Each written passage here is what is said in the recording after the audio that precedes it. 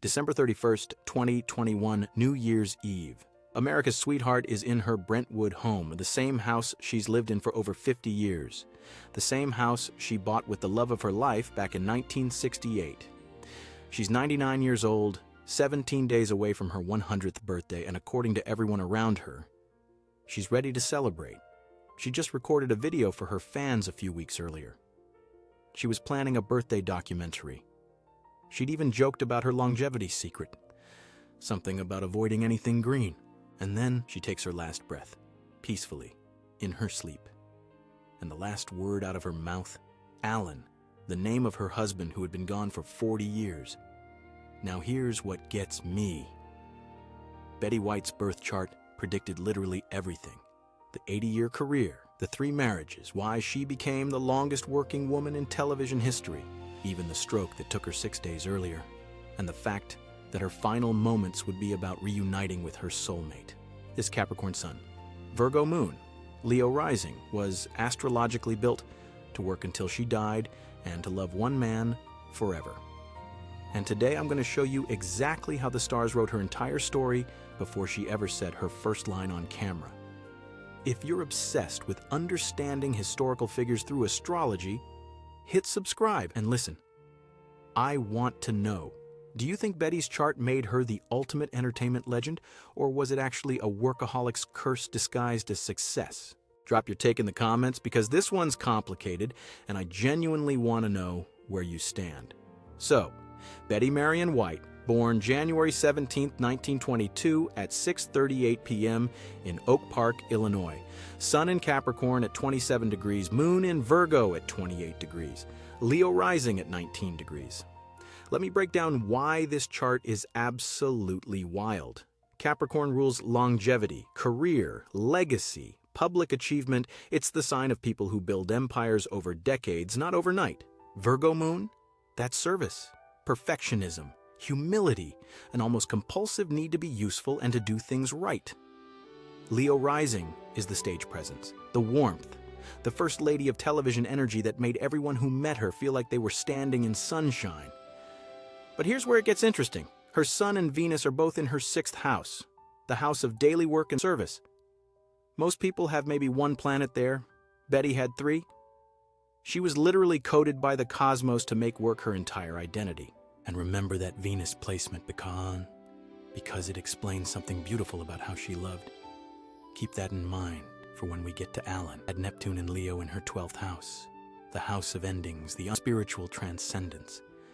And you get someone whose final moments were always destined to be about love beyond this physical plane. Her chart predicted she'd spend her last breath reaching for someone on the other side. So let's go back to the beginning. 1922. Oak Park, Illinois. Betty is born the only child of Horace and Tess White.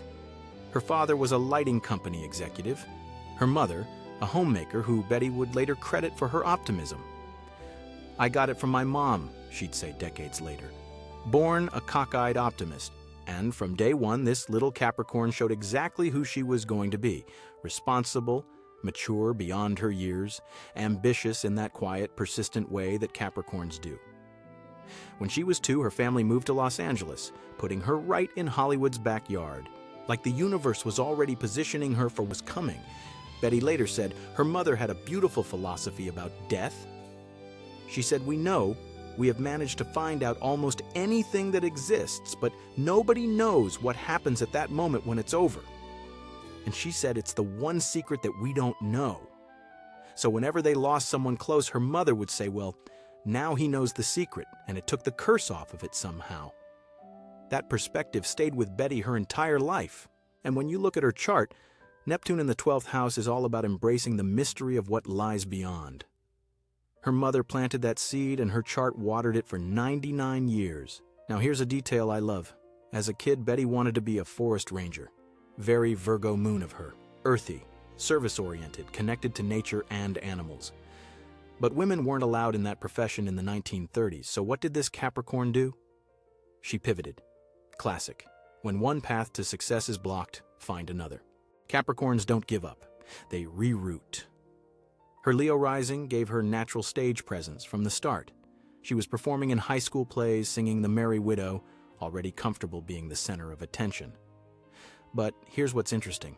Her Leo rising wasn't the flashy look-at-me kind. It was warm Leo, approachable Leo, the kind that makes you feel like sunshine, not like you're being outshone. In 1939, at 17 years old, Betty appeared on an experimental TV show in Los Angeles. This was before television was even a real thing. Most Americans had never seen a TV, but there was Betty White, already on screen. That's Capricorn ambition right there. The drive to be first, to build a legacy from the ground up, to plant seeds before anyone else even knows there's soil. Then World War II happened, and while other young women waited for the war to end, Betty joined the American Women's Voluntary Services. She drove a PX truck. She worked, because Capricorn doesn't wait. Capricorn works. And this is where that Virgo moon really starts showing up. Service isn't just something Betty did. It was how she felt safe, how she processed emotions, how she connected to the world. Remember this pattern with service, because it shows up in the most beautiful way later, and also in the way she handled grief. 1949, Betty's 27 years old. She becomes co-host of Hollywood on Television, a variety show that aired 5.5 hours a day, 6 days a week. Let me say that again, 5.5 hours a day. 6 days a week, most people would collapse. Not a Capricorn Virgo. She thrived. When the male host left in 1952, she took over solo, and that same year, she co-founded Bandy Productions, making her one of the first women with real creative control in Hollywood. She was producing, writing, acting, running the show. At 30 years old, this is when her chart really activated. Saturn, Capricorn's ruler, was transiting her career sector. This is when Capricorns build empires. And Betty? She created Life with Elizabeth, a sitcom where she played the title role, co-created it, and produced it. The first woman ever to produce a sitcom. She won her first Emmy for it. She was 30. But here's the thing about that Sun, Venus, and Mercury, all in Capricorn in the 6th house. Work literally was her life. Not in a sad way, in a structural way. Her identity and her output were the same thing. The boundary between Betty the person and Betty the working entertainer didn't really exist. And honestly, that's exactly what her chart said would happen. Now, there's a moment in 1954 that shows you exactly who Betty White was. She had a variety show called The Betty White Show, and she featured a black tap dancer named Arthur Duncan as a regular performer. This was the Jim Crow era. TV stations in the South were furious. The producers wanted her to remove him from the show. Betty's response, he stays. Live with it. She gave him more airtime. The show got canceled shortly after, and she didn't care. Arthur Duncan later called her the biggest influence on his career. That's Capricorn integrity meeting Leo rising warmth. She knew what was right, and her chart gave her the spine to stand by it even when it cost her. Through the 50s and 60s, Betty became the first lady of game shows. Password, Match Game, To Tell the Truth, the $25,000 Pyramid, the Hollywood Squares, Tattletales, you name it, she was on it. And in 1983, she became the first woman to ever win the Daytime Emmy for Outstanding Game Show Host for the show Just Men. First woman. In 1983, that's how long it took. And of course, it was Betty who broke that ceiling. That Leo rising made her a star on camera. The Virgo Moon made her reliable, quick-witted, detail-oriented, perfect for the lightning-fast thinking game shows require. She could pivot instantly. She could read a room. She could make the person next to her look good while also being the most memorable person on stage. That's a very specific skill set, and her chart gave her every piece of it. She also had this ability to be sexy and wholesome at the same time. Game show audiences loved her because she felt safe but never boring. She could make a risque joke land without anyone feeling uncomfortable. That's Leo rising warmth combined with Virgo Moon's understanding of boundaries and propriety. She knew exactly where the line was and exactly how close she could get without crossing it. And then, 1961. Password, week 3. This is where everything changes. She walked onto the set to play a celebrity guest. The host was a man named Alan Ludden. He was a widower. His first wife had died. He had 3 kids, and according to Betty, from the moment they met, he was never too busy to say a warm goodbye after the last show finished. They became friends. Then their agents booked them to perform together in a summer stock production of a play called Critics' Choice in Massachusetts and Maine. Alan later said he fell in love with Betty on opening night. And according to Betty, pretty soon he stopped saying, "Hello." He just said, "Will you marry me?" Betty laughed it off at first. She was dating someone else. She'd been married twice before, once to Dick Barker, a pilot, in 1945. That lasted 1 year. He wanted her to move to a chicken farm. Capricorn said, "Absolutely not, I have a career to build." Then to Lane Allen, a talent agent in 1947. That lasted 2 years. He didn't want her to work. Capricorn said next. So, when Alan Ludden proposed, she said no. And no again, for a whole year. Chart gets interesting. Betty had Venus and Capricorn in her 6th house. Venus rules how we love, what we value. Capricorn Venus doesn't rush. It needs security. It needs to know that love won't interfere with the work, with the identity, with the careful structure they've built. But Alan understood. He was in the industry. He respected her ambition. He didn't want to change her or diminish her. He just wanted her. So he bought a wedding ring, a beautiful gold ring with diamonds all around. And for months he wore it on a chain around his neck so she couldn't miss it. It got full of soap and suntan oil. He told her he would only take it off for one reason. Finally, on Easter, he sent Betty a stuffed white bunny wearing tiny gold earrings with diamonds and sapphires. The note said, "Please say yes." Betty later said it wasn't the earrings that did it. It was the goddamn bunny. I still have it. They married June 14th, 1963 at the Sands Hotel in Las Vegas. Betty was 41 years old, and for the next 18 years, she had what she called the best. Here's the pattern that her chart laid out. Saturn in Libra in her 2nd house, the house of values and self-worth, forming a trine to Pluto in Cancer. Saturn and Pluto working together is about endurance, long-term success, building something that lasts. And when Saturn is in Libra, the sign of partnership, that endurance extends to relationships too. Betty needed a partner who respected her ambition. Her first 2 husbands tried to limit her. Alan amplified her. He supported her career completely. They appeared on shows together. He'd use his vacation time to visit her when they lived on opposite coasts. He built her a house in Carmel just because he'd promised he would when he was trying to convince her to marry him. Their stars on the Hollywood Walk of Fame are right next to each other because of course they are. In 1968, they moved to California together. Betty settled into what would become her Emmy-winning run as Sue Ann Nivens on The Mary Tyler Moore Show. Now here's a fun detail. The producers needed someone who could play sickeningly sweet. Mary Tyler Moore herself suggested Betty, saying, "We need somebody who can play sickeningly sweet." So they cast her, and Betty turned Sue Ann into a monster hidden behind a homemaker's smile. The character's aggressive, cynical personality was the complete opposite of her relentlessly perky TV persona. It was brilliant. It was dark. It was the Virgo Moon's precision and the Leorising's performance skills combining to create something people hadn't seen Betty do before. She won 2 Emmys for that role, 1975 and 1976. At 53 and 54 years old, her career was only halfway done. But then, 1981, June 9th, Alan Ludden died of stomach cancer. He was 63, Betty was 59. She never remarried, not once in the next 40 years. When people asked why, she always said the same thing. Once you've had the best, who needs the rest? And when asked what she'd want God to say to her if heaven exists, she answered, "Come on in, Betty. Here's Alan. That's Venus in Capricorn, loyal, enduring, committed even after death, combined with that Neptune in the 12th house energy, the belief that love transcends physical existence, that souls can reunite, that death isn't really the end." For the next 4 decades, Betty channeled her grief into work. Because what else does a Capricorn Virgo do? Work is how she processed. Service is how she healed. And her chart gave her the endurance to keep going. In 1985, 4 years after Alan's death, Betty was cast in The Golden Girls. She was originally supposed to play Blanche, the man-hungry one, but the director had a brilliant idea. Why not switch her with Rue McClanahan? Betty had already played an aggressive character on Mary Tyler Moore. Rue had played someone more reserved. Why not flip it?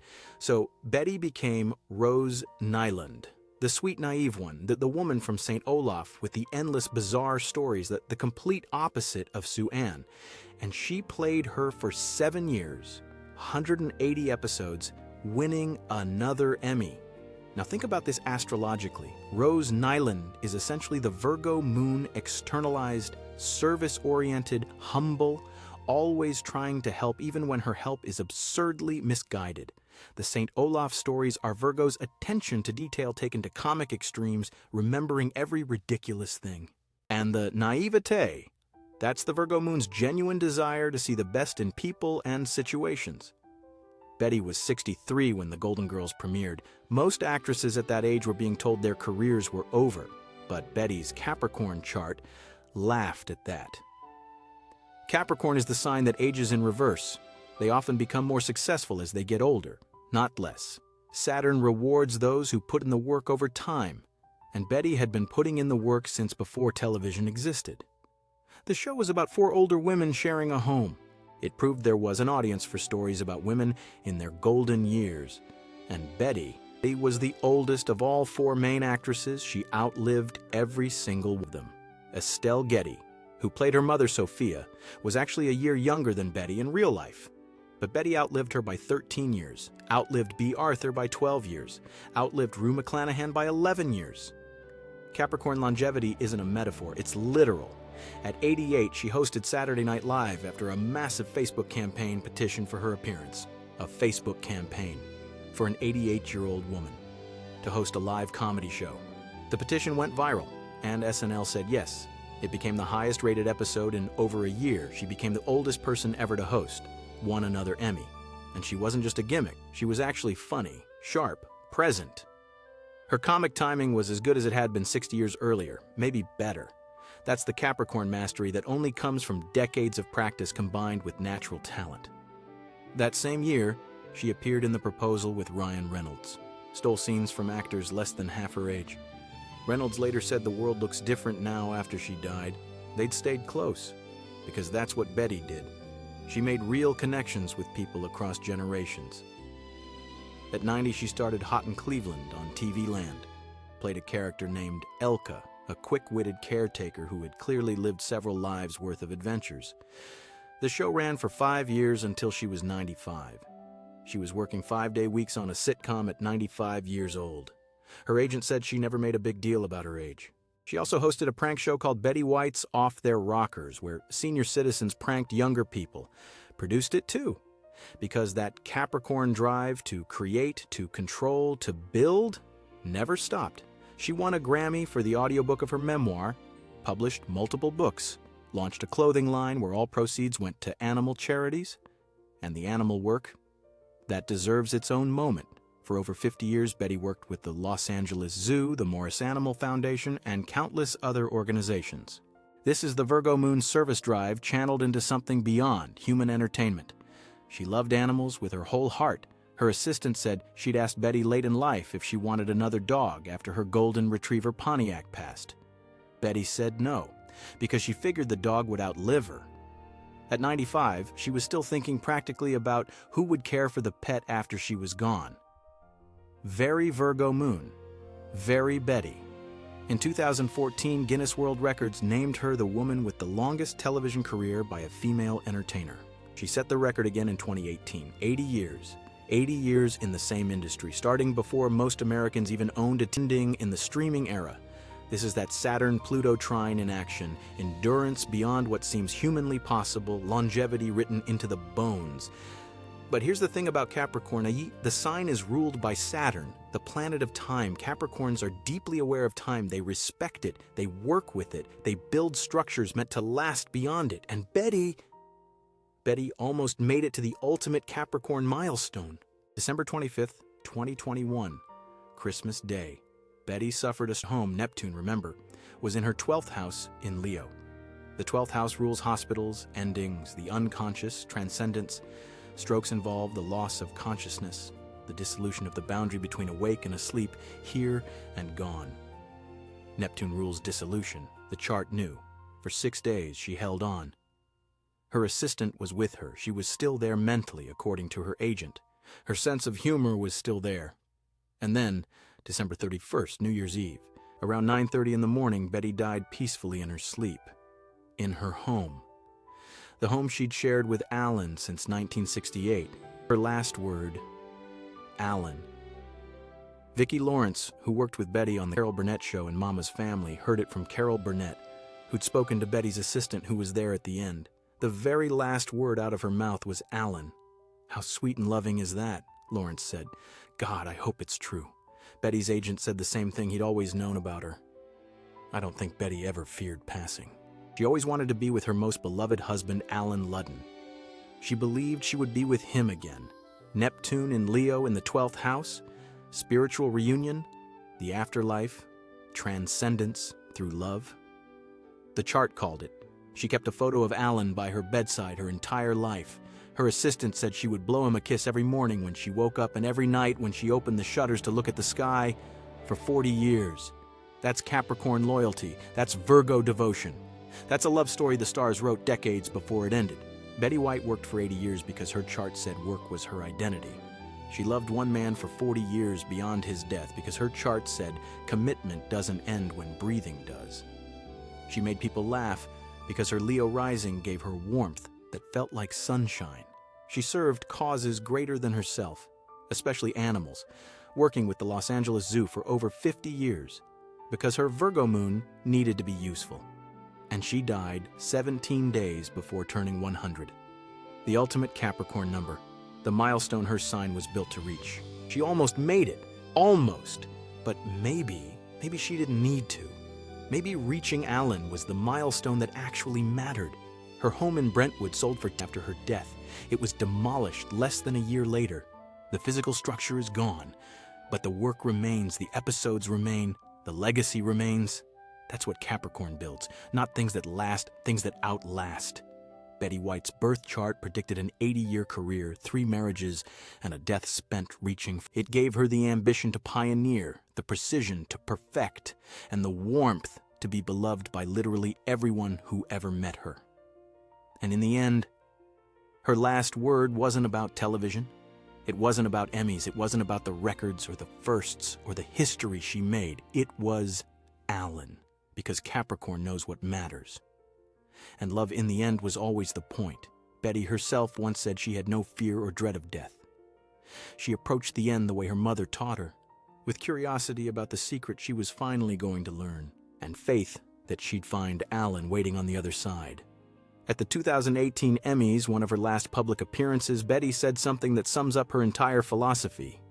It's incredible that you can stay in a career this long and still have people put up with you. I wish they did that at home, even at 96, still making jokes, still deflecting praise with humor, still that Virgo Moon, humility wrapped in Leo rising charm. Her chart gave her everything she needed, the ambition to pioneer, the precision to perfect, the warmth to be beloved, the endurance to outlast, and the faith to believe that love doesn't end when life does. Betty White was born January 17, 1922. She died December 31st, 2021. And in between, she became exactly who the stars said she would be. A Capricorn who built an empire that will outlast us all.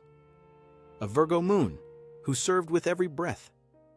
A Leo rising who made everyone feel like they were standing in sunshine. And a woman who loved one man so completely that his name was the last word she ever spoke. That's the chart. That's the legacy. That's Betty White.